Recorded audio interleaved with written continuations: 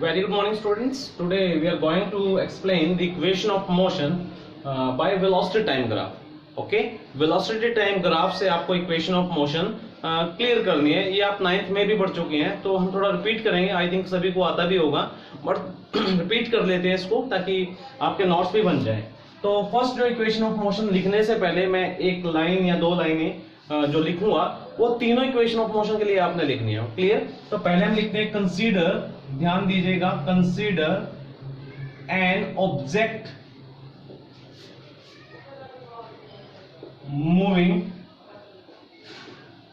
With initial velocity. ध्यान दीजिएगा, initial velocity u that is not equal to 0 at t is equal to 0 with constant acceleration a. ठीक, constant acceleration a. Let v and s be the final velocity. ध्यान दीजिएगा, final velocity and distance travelled by object at time t. Clear? ये सभी में लिखनी है आपने, चाहे वो फर्स्ट इक्वेशन ऑफ मोशन हो, चाहे वो सेकंड इक्वेशन ऑफ मोशन हो, चाहे वो थर्ड इक्वेशन ऑफ मोशन हो, तो ये सभी में लिखनी है. मैं बार बार नहीं लिखूंगा इस चीज को, क्योंकि बार बार करूंगा तो आपकी वीडियो बड़ी लेंथी हो जाएगी और बोरिंग बन जाती है. तो आपको ये जो कंसेप्ट है, ये पूरा का पूरा कंसेप्ट जरूर लिखना है. ध्यान दीजिएगा, मैंने कांस्टेंट एक्सेलरेशन लिखा है. अब इसको हम करते हैं ग्राफ पे डिजाइन, क्योंकि हमें फर्स्ट इक्वेशन ऑफ मोशन बनानी है. ध्यान दीजिएगा, फर्स्ट इक्वेशन ऑफ मोशन.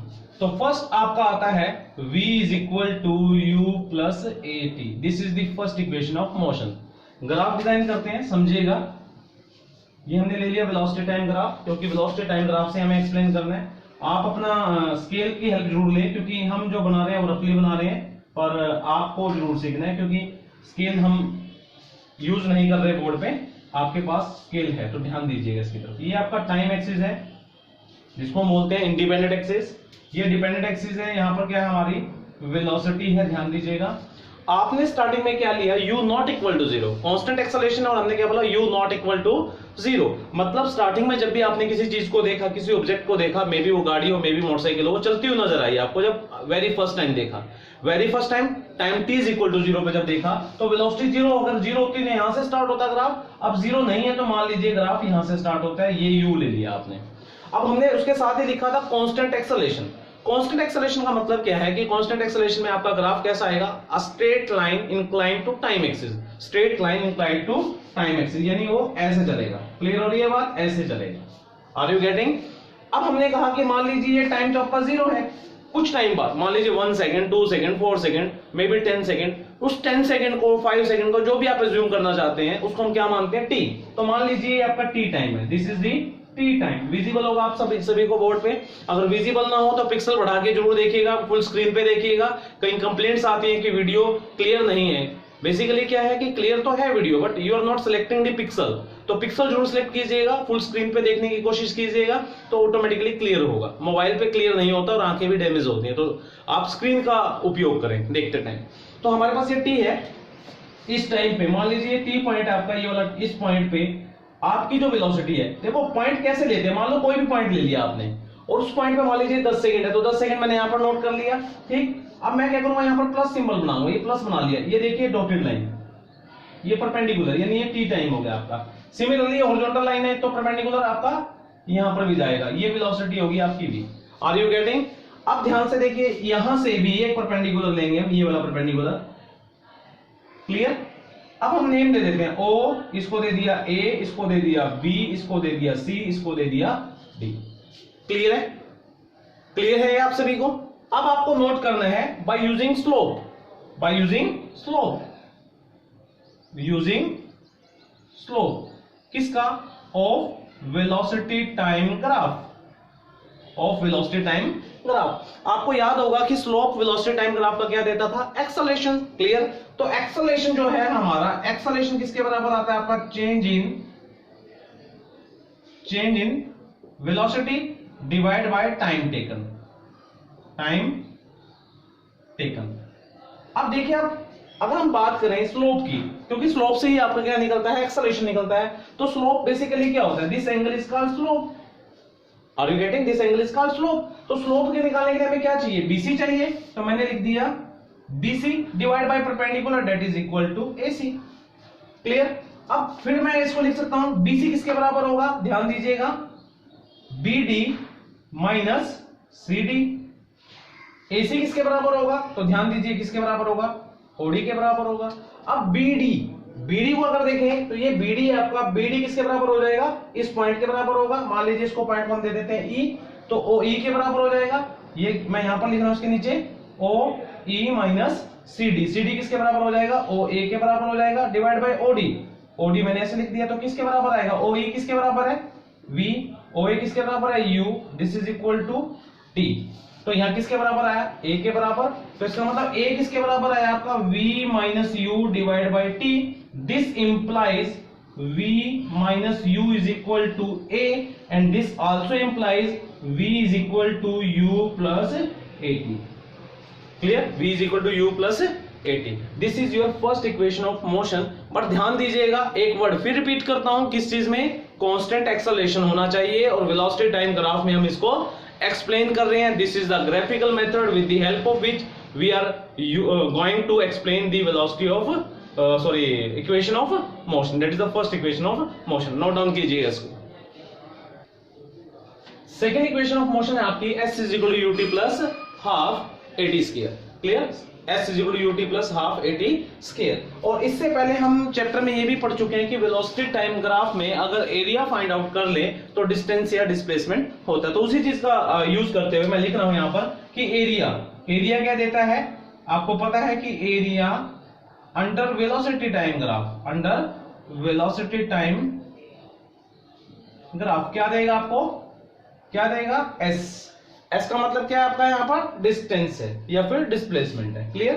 तो इस चीज को यूज करते हुए, तो एस किसके बराबर आएगा आपका, एस आएगा एरिया किसका, ध्यान दीजिए किसका एरिया ले रहा हूं सबसे पहले, ओ ए सी डी। क्लियर, इसका एरिया प्लस एरिया किसका लेंगे, प्लस किसका एरिया लेंगे, ट्रायंगल का एरिया। कौन सी ट्रायंगल, दिस वन, इसका भी एरिया लेंगे। मैं थोड़ा सा यहां पर जगह कम है इसलिए मैं इसको यहां लिख रहा हूं एरिया। कौन से ट्रायंगल का, ए सी बी। अब इसको और अच्छे तरीके से लिखते हुए s is equal to area. Area अगर इसका लेते हैं, ध्यान दीजिए इसका एरिया, क्योंकि इसके नीचे का सारा एरिया ले रहे हैं हम, ये सारा एरिया ले रहे हैं हम, ये वाला एरिया। ठीक, इसके अंदर दो चीजें बनती हैं आपकी, triangle as well as rectangle. तो हमारे पास यहां पर क्या हो जाएगा, एरिया किसके बराबर होगा, लेंथ गुना में ब्रेथ।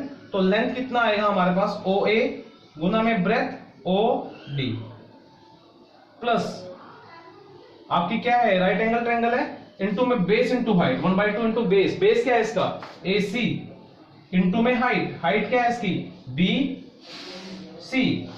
क्लियर, ये चीज क्लियर होनी चाहिए आपको, BC। तो देखिए S किसके बराबर आएगा, OA किसके बराबर है आपका, U। OD किसके बराबर है आपका, T के बराबर है, 1/2 बेस AC। ये जो AC है ये किसके बराबर है, OD के बराबर है। तो OD किसके बराबर है, T गुना में BC। अब BC क्या चीज है आपके पास, ठीक, BC, ध्यान दीजिएगा BC।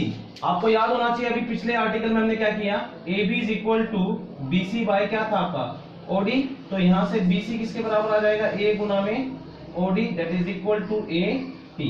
क्या आ जाएगा ये, AT। तो याद कीजिएगा इसको, ध्यान दीजिएगा, पिछला आर्टिकल यूज किया तो यहां पर कितना आ जाएगा, AT।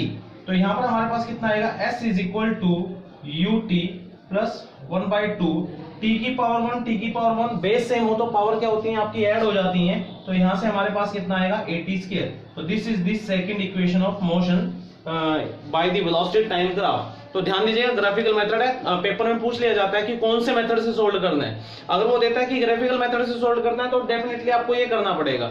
अगर वो कहता है कैलकुलस मेथड से सोल्व करना है तो आपको नेक्स्ट जो मैं करवाऊंगा उससे करना होगा। अगर वो कुछ भी नहीं देता तो इट इज योर चॉइस कि आपको किस मेथड से वहां पर करना है। क्लियर? तो ये आपकी second equation of motion note down कीजिएगा, उसके बाद नेक्स्ट करते हैं।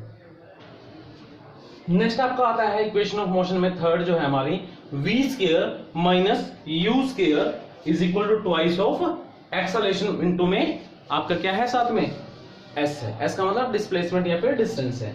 तो अभी हमने पढ़ा है कि जो आपका डिस्प्लेसमेंट है वो किससे दिया जाता है, area under velocity time graph. और एरिया निकालने के कई फार्मूले होते हैं। इससे पहले हमने क्या लिया था, area plus this and this, यानी ट्रायंगल प्लस रेक्टेंगल। तो ऐसा भी तो हो सकता है कि एरिया ट्रेपेजियम का लेने, हम कंप्लीट ट्रेपेजियम का लेने, ट्रेपेजियम के एरिया का भी फार्मूला हमें नोन है। तो मैंने क्या लिखा है, area of trapezium. Are you getting my point? यहाँ पर हमने ट्रेपेजियम ले लिया, पिछले केस में हमने ट्रायंगल प्लस रेक्टेंगल लिया था। तो यहाँ पर हमने लिया सम एरिया जो आपका ट्रेपेजियम होता है 1/2 ब्रैकेट में सम ऑफ पैरेलल साइड इनटू में हाइट। अब आप ध्यान से देखिएगा कि चार साइड है हमारे पास यहाँ पर। पहली साइड ये है, दूसरी साइड ये है, तीसरी साइड ये है, चौथी साइड ये है। क्लियर? तो इसमें पैरेलल कौन सी है, समानांतर कौन सी है? तो ध्यान देंगे OA और BC क्या है आपकी, BD क्या है आपकी, पैरेलल है। ये दोनों सामने वाली क्या है, पैरेलल, यानी OA एंड BD पैरेलल है। बची कौन सी, AB एंड OD, क्या ये पैरेलल है? नहीं पैरेलल। तो सबसे पहले लिखेंगे हम जो पैरेलल है 1/2 sum of parallel side. Parallel side कौन कौन सी है, BD प्लस AO। अब प्रॉब्लम ये आती है हाइट कौन सी दें, दो साइड का तो खेल खत्म हुआ यहाँ पर। अब आपको पता है कि जब भी हमारी हाइट मापी जाती है तो हमारी जो अंगूठा है, अंगूठे से लेके हमारे यहाँ तक की हाइट मापी जाती है। इट मींस जो आपका स्केल है वो बिल्कुल स्ट्रेट हो जाता है, ना स्ट्रेट। तो यहाँ पर हमारे पास जो बची साइड है कौन सी, AB और OD।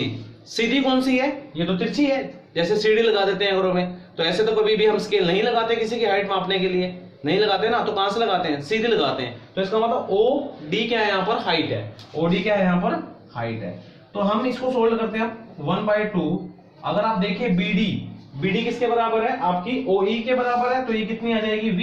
AO किसके बराबर है, U के बराबर है। तो हमने ये लिख दिया। अब OD किसके बराबर है, आपका T के बराबर है। Are you getting my point? OD किसके बराबर है, T के बराबर है। Again we are using the first में क्या दे रखा था आपको, क्या दे रखा था, याद कीजिए, A is equal to BC divide by OD। याद है सभी को फर्स्ट वाला फार्मूला। और BC किसके बराबर था आपका, BC किसके बराबर था, BD minus CD divide by T। तो T किसके बराबर हो जाएगा, यहाँ पर ध्यान दीजिएगा, किसके बराबर हो जाएगा, BD minus CD divide by A हो जाएगा। और यहां से हमारे पास कितना आएगा, V minus U divide by A। Clear? तो T की वैल्यू को हम यहाँ पर क्या करेंगे, पुट कर देंगे। मैंने स्टार लगा दिया यहाँ पर भी, और यहाँ पर भी क्या लगा दिया, स्टार। तो आपको ध्यान देना है, स्टार की वैल्यू को पुट करना है। तो कितना आएगा 1/2, और यहाँ पर कितना आएगा V प्लस U, और मल्टीप्लाई बाय में क्या आ जाएगा, V minus U divide by A, that is equal to S। Clear? Again यहाँ पर मैं फिर ले रहा हूं S, ये कितना है 2 और ये A। तो यहाँ पर कितना आ जाएगा 2AS, that is equal to V square minus U square, V square minus U square, क्योंकि A प्लस B और A माइनस B फार्मूला आपको अर्थमेटिक्स का आता है, V square minus U square हो जाएगा।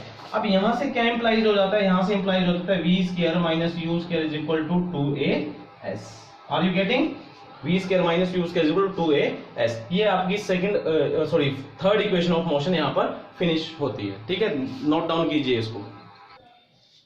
Now we are going to explain the equation of motion by the calculus method, यानी integration method से हम अगर इसको सोल्व करना चाहें।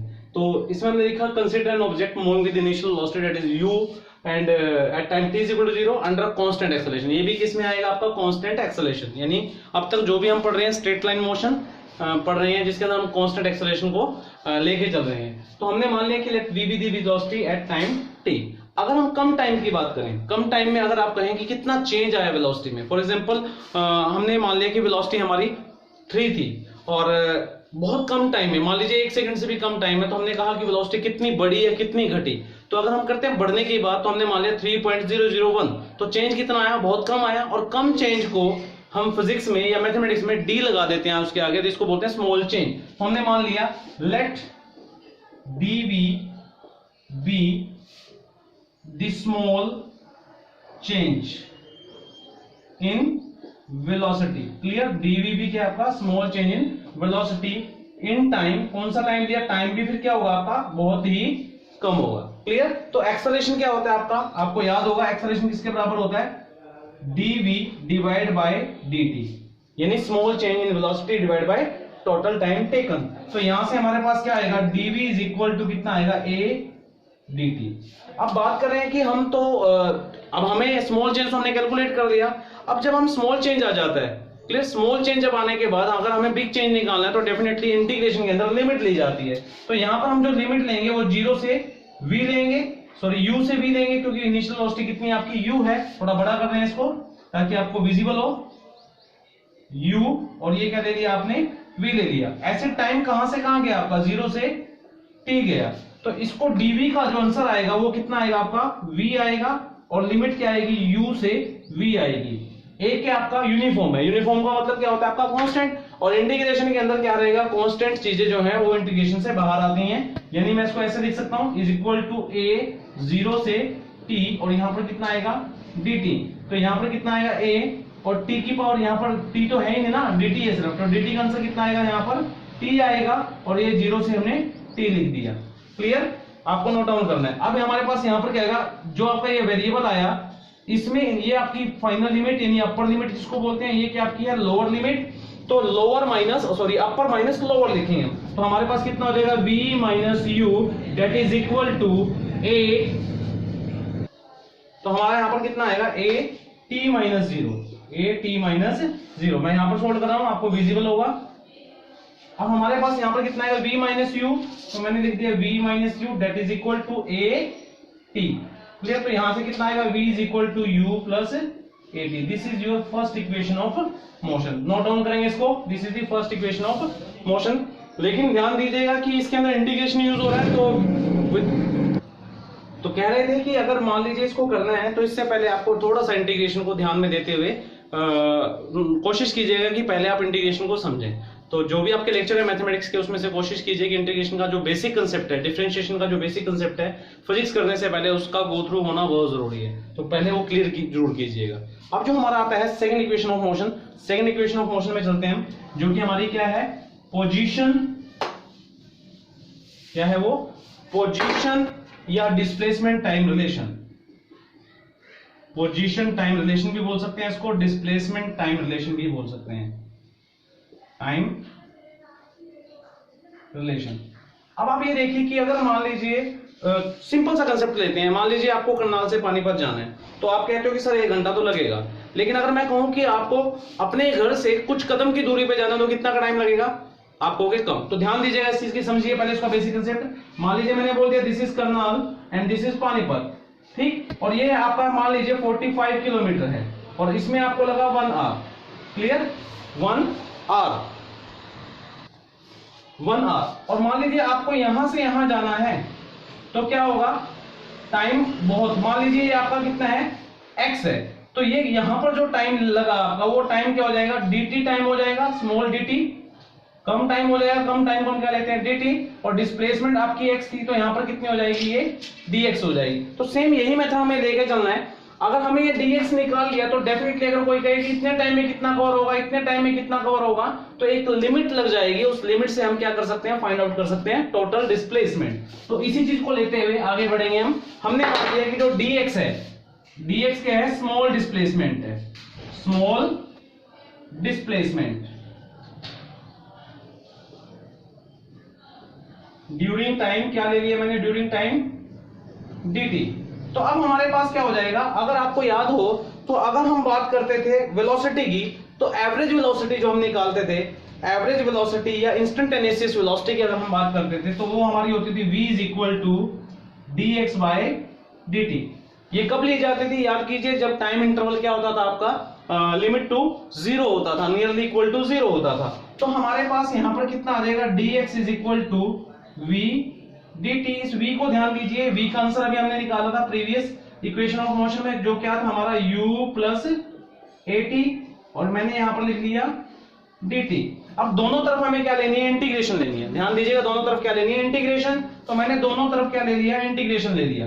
क्लियर, ये इंटीग्रेशन ले रहा हूं दोनों तरफ। और विद इन दी लिमिट लेना है। विद इन दी लिमिट का मतलब क्या होता है कि आप कहां से शुरुआत करते हो और कहां पर आपको एंड करना है, वो आपकी लिमिट है, यानी आपका इंटरेस्ट जहां तक होगा। तो यहाँ पर x जो है कहां से स्टार्ट किया हमने, x नोट से, और कहां तक जाएंगे हम, कंप्लीट x तक जाएंगे। ये x नोट बेसिकली क्या है, जब आप ओरिजिन से कुछ दूरी पे प्रेजेंट होते हो, ओरिजिन से कुछ दूरी पे प्रेजेंट होते हो तो उसको क्या लेते हैं, x नोट लेते हैं। अगर आप ओरिजिन पे प्रेजेंट होते हो तो इसको क्या लेंगे हम, 0 लेंगे। ध्यान दीजिएगा, अगेन रिपीट कर रहा हूं, this is x note, that is initial displacement, this is x, that is a final displacement. तो ये आपको याद करना है, ये t इज इक्वल टू कहां पर है, ये t इज इक्वल टू 0 पे है और ये t टाइम पे है। तो यहां पर अगर इसका आंसर देखें, इस इंटीग्रेशन का आंसर देखें, तो ये क्या आएगा आपका x आएगा, क्या आएगा, ये आपका x आएगा। और ये कहां से कहां लिमिट है आपकी, x नॉट से x तक है। अब इस साइड चलते हैं हम, ये आपका है u क्या है आपका, इनिशियल वेलोसिटी है, और ये इनिशियल वेलोसिटी है जो हम क्या लिखेंगे u, और यहां पर कितना आ जाएगा, dt टाइम t से ये ले लिया। अब यहां पर एक्सेलरेशन क्या है आपकी, कांस्टेंट है, क्लियर, एक्सेलरेशन कांस्टेंट है, तो यहां पर कितना आ जाएगा, 0 से अगेन t, और यहां पर कितना आ जाएगा, t आ जाएगा। ठीक, अब देखिए यहां पर कितना आ जाएगा u, और यहां पर कितना आएगा t, दैट इज 0 से t, 0 से t। अगेन यहां पर शायद विजिबल ना हो तो हम थोड़ा रब करते हैं, हम वापिस यहां पर लेके चलते हैं इसको ताकि आपको नजर आ जाए। तो अब देखिए आप यहां पर हमारे पास कितना आ जाएगा, नोट डाउन कर लेंगे, x minus x naught, clear, that is equal to u, और इसको सोल्व करके आपका कितना आएगा t। तो लिमिट हम बाद में अप्लाई करेंगे इसमें, 0 से t प्लस ये a है आपका कांस्टेंट है क्योंकि एक्सेलरेशन कांस्टेंट थी, और यहां पर आएगा आपका t की पावर, अब ध्यान दीजिएगा इसकी पावर 1 है, तो इंटीग्रेशन में हमारा यहां पर कितना आ जाएगा, 2 डिवाइड बाय 2, यानी raise to power 2 divide by 2। ये आपको इंटीग्रेशन फिर मैंने रिपीट करने की आपको सीखना पड़ेगा। तो इसमें आपका कितना आ जाएगा, 0 से t आ जाएगा आपका। अब यहां पर देखिए ये क्या आ जाएगा आपका, u t minus 0 plus a by 2, और यहां पर कितना आ जाएगा, t स्क्वायर माइनस 0 का square, that is equal to u t plus half a t square, that is equal to x minus x naught. Clear हो रही है बात, x माइनस x नोट। और प्रीवियस लेक्चर को अगर आप ध्यान से देखेंगे तो मैंने वहां पर x माइनस x नोट को क्या मान रखा था, डिस्प्लेसमेंट लिया था, जो किसके बराबर ली थी हमने, s के बराबर ली थी। तो s इज इक्वल टू कितना आएगा, ut plus half at square. Note down करेंगे, this is the second equation of motion by the calculus method. इसके बाद हम चलेंगे third equation of motion. Now velocity displacement relation, that is the third and last equation of motion by the calculus method. You know very well that A is equal to dv, A is equal to जो हमारा है dv by dt, ये पता ही आप सभी को। Acceleration जो हमारी होती है वो किसके बराबर होती है, dv by dt के। तो v अगर आपको थोड़ा सा लगता है कि सही नहीं लिख रहे सर, तो आप ऐसे भी लिख सकते हैं, क्लियर, dv by dt। तो अगर मान लीजिए मैं यहाँ पर क्या करता हूँ, ध्यान दीजिएगा, मैंने क्या किया, dx से मल्टीप्लाई कर दिया और dx से क्या कर दिया, डिवाइड। ये स्टेप जो है ना आपको बच्चे ये याद रखना है, ध्यान दीजिएगा, ये स्टेप याद रखना है इस चीज के लिए। dx से मल्टीप्लाई किया है और dx से ये क्या किया है, डिवाइड किया है। अब ध्यान से देखिएगा, dv divide by dx, that is, और इसको फिर हमने क्या किया, थोड़ा पलट दिया, ये क्या ले लिया, dx बाय dt। स्टेप को ध्यान से देखना है आपने। देखो फिजिक्स के अंदर ये तो है नहीं कि हर चीज आपको अंडरस्टैंड करनी है, थोड़ा सा हल्का बहुत क्रैमिंग भी हो जाती है हल्की सी। तो ध्यान दीजिएगा, this is a mathematical step, we have to follow it. तो हमारे पास dv बाय dx है। तो यहां पर अगर आप देखें कि ये dx बाय dt क्या होता है, ये वेलोसिटी होती है ना, तो ये वाला स्टेप जो है आपका किसके बराबर आएगा, यहां पर हम लिखेंगे dv डिवाइड बाय dt, और यहां पर कितना आ जाएगा, v आ जाएगा। ठीक है, ये dv बाय dx है, सॉरी dv बाय dx, और ये क्या बन जाएगा, वेलोसिटी बन जाएगा। अब ध्यान से देखिए, क्रॉस मल्टीप्लाई करेंगे तो कितना आएगा, a dx that is equal to v dv। यहां तक नोट डाउन कीजिएगा, बड़ा सिंपल स्टेप है, मैथमेटिक्स है तो ज्यादा मुश्किल नहीं है, क्योंकि फिजिक्स यहां पर कम है और मैथमेटिक्स ज्यादा है। अब आपको क्या करना है, दोनों तरफ क्या करना है, इंटीग्रेशन अप्लाई करना है with in limit. With in limit again repeat कर रहा हूं, कहां से कहां तक जा रहे हैं। अगर मान लीजिए यहाँ dx है तो आपको x की लिमिट लेनी है, यहाँ पर dv है तो यहाँ पर v की लिमिट लेनी है, अगर यहाँ t होता तो t की लिमिट लेते हैं, क्लियर।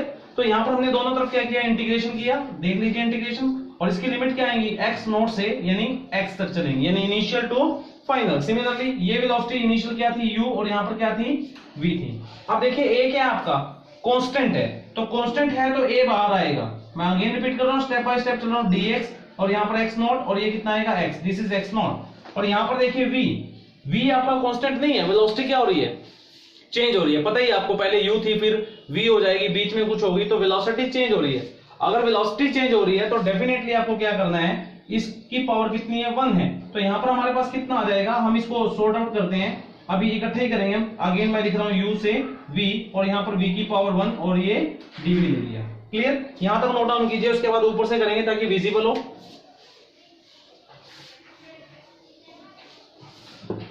हमारे पास यहां पर क्या था, a कॉमन आया था बाहर, और यहां पर हमारे पास क्या था, x नॉट से x था, और यहां पर क्या था, dx था, और यहां पर हमारे पास क्या था, v की पावर 1 dv और u से v।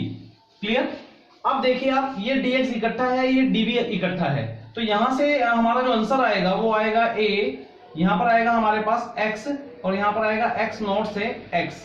क्लियर, यहां से हमारे पास क्या आएगा, पावर 1 होती है तो इंटीग्रेशन का आपको फार्मूला याद रखना है। अगर यहां पर हमारे पास x की पावर n dx होता है तो आंसर आएगा x की power n+1 divide by n+1। Clear, ये नोट डाउन करेंगे, आंसर ऐसा होता है। तो यहाँ पर x नहीं है, यहाँ पर क्या है, v है, और यहाँ पर भी क्या है, v। तो देख लीजिए पावर कितनी है, 1, 1+1 डिवाइड बाय 1+1, तो यहाँ पर कितना आएगा, v 2 डिवाइड बाय 2, और कहां से कहां तक, u से v तक, तो यहां से आएगा a और यहां पर आएगा x minus x naught is equal to 1/2। Sort out करेंगे तो हमारे पास आएगा v square minus u square. Clear, अब ये जो चीज है आपकी, मैंने पहले एज्यूम की थी क्या होती है, ये s के बराबर होती है, तो हमारे पास क्या हो जाएगा, a s, और ये 2 यहां से आ जाएगा आपका क्रॉस मल्टीप्लाई करने पे, और ये कितना आएगा, v square minus u square. Again we are getting the formula v square minus u square is equal to 2as। This is the formula or this is the equation of motion for the velocity displacement relation by the calculus method. Again I am repeating calculus method, not the graphical one. Okay, तो note down करेंगे इसको भी। Next आपका आता है motion under free fall. This is only for the numerical, this is not the article. ठीक है, तो आपको समझना है फ्री फॉल क्या होता है। ध्यान दीजिएगा, फ्री फॉल, आप ध्यान दीजिएगा, फ्री फॉल क्या होता है। ये आपकी अर्थ है जिसका रेडियस कितना है, r, और मान लीजिए यहां से h हाइट से कोई भी ऑब्जेक्ट नीचे की तरफ गिराया जाता है। क्लियर, ध्यान दीजिएगा, अगर h जो है very very less then r है and above the surface of earth है, above the surface of earth है। क्लियर, तो जब भी बॉडी नीचे गिरेगी, जब भी बॉडी नीचे गिरेगी यानी नीचे की तरफ जाएगी toward the centre of earth, toward the centre of earth, तो एक्सेलरेशन जो हमारा a होता है वो a ना होके वो क्या होगा, a इज इक्वल टू क्या मानेंगे हम, g मानेंगे। क्लियर, अगेन रिपीट कर रहा हूं कि ये जो एक्सेलरेशन था, ये एक्सेलरेशन स्ट्रेट मोशन में होता था, लेकिन ये जो एक्सेलरेशन आया g, ये भी एक एक्सेलरेशन है, लेकिन ये हो जाएगा एक्सेलरेशन ड्यू टू ग्रेविटी। क्या हो जाएगा, एक्सेलरेशन ड्यू टू ग्रेविटी, क्योंकि अर्थ खींच रही है। हर ऑब्जेक्ट को जब भी हम किसी सरफेस से अबव छोड़ते हैं, यानी अबव द सरफेस ऑफ अर्थ, और छोड़ते तो कहां जाता है, नीचे की तरफ, यानी इसका मतलब अर्थ ही उसको नीचे की तरफ खींच रही है। एक स्पेशल केस हुआ तो इसको स्पेशल नेम दे दिया गया एक्सेलरेशन ड्यू टू ग्रेविटी, और कंडीशन लगा दी गई कि अगर ये h है, जो हाइट है, ये ज्यादा बड़ी नहीं है या लार्ज नहीं है as compare to the radius of earth, तो हम ये बोलते हैं कि जो a है ये नियरली कांस्टेंट होगा। a नियरली कांस्टेंट यानी a किसके बराबर है, g के बराबर है। g कितना है, 9.8 मीटर पर सेकंड स्क्वायर, ये कांस्टेंट माना जाएगा। हालांकि अगर आप नेक्स्ट लेक्चर्स में पढ़ोगे या नेक्स्ट चैप्टर्स में पढ़ोगे तो एक्सेलरेशन ड्यू टू ग्रेविटी जो हमारा 9.8 है, इसकी वैल्यू भी वेरी करती है, इसलिए मैंने यहाँ स्पेशल लिख दिया। ये स्पेशल केस याद रखेगा, h very very less then r होगा, तब इसकी वैल्यू क्या रहेगी, कांस्टेंट रहेगी। अगर ये कंडीशन सेटिस्फाइड नहीं हो रही तो h की वैल्यू g की वैल्यू क्या हो जाएगी, चेंज हो जाएगी। अब इस केस के अंदर क्या होगा, इक्वेशन ऑफ मोशन जो हमारी है उनका क्या डिफरेंस होगा, तो ध्यान से देखिएगा। अगर कोई चीज नीचे गिरती है, इसी को बोलते हैं फ्री फॉल, जो ये सारा सिस्टम है इसको बोलते हैं फ्री फॉल। अब बात करते हैं कि अगर डाउनवर्ड मोशन है, पहला कंसेप्ट क्या ले लिया, downward motion. Downward motion, downward motion यहां पर क्या लिया जाएगा, पॉजिटिव ले लिया जाएगा। ध्यान दीजिएगा, पॉजिटिव। यहां पर जो g है, ठीक है, जो a है, a को हम क्या लिखेंगे, plus g। Clear, plus g। तो हमारे पास इक्वेशन ऑफ मोशन कितनी थी, v is equal to u plus at था। a की जगह पे कितना आ जाएगा, gt आ जाएगा, लेकिन किसका, प्लस का। s इज इक्वल टू क्या था, ut था प्लस 1/2 gt स्क्वायर। ऐसे v square minus u square is equal to gs। तो ये आपको ध्यान देना है, ये आपके पास तीन इक्वेशन ऑफ मोशन आई हैं, तीनों के अंदर हमने क्या लिया, ए की जगह पे प्लस जी लिया। ठीक, दूसरा पॉइंट हमारा आता है फॉर डाउनवर्ड है for upward motion, upward motion, upward motion, ध्यान दीजिएगा अपवर्ड मोशन। यहां पर हमारे पास a इज इक्वल टू क्या लेंगे, माइनस जी ले लेंगे हम। तो हमारे पास जो इक्वेशन ऑफ मोशन आई है, ध्यान दीजिएगा इक्वेशन ऑफ मोशन आई है वो कितनी आएगी, v is equal to u minus g t. ठीक है, b इक्वेशन कौन सी थी, s is equal to u t minus 1/2 g t square, और c इक्वेशन कितनी आएगी, v square minus u square is equal to 2 g s, लेकिन किसका, माइनस का। ध्यान दीजिएगा इस चीज की तरफ, क्लियर।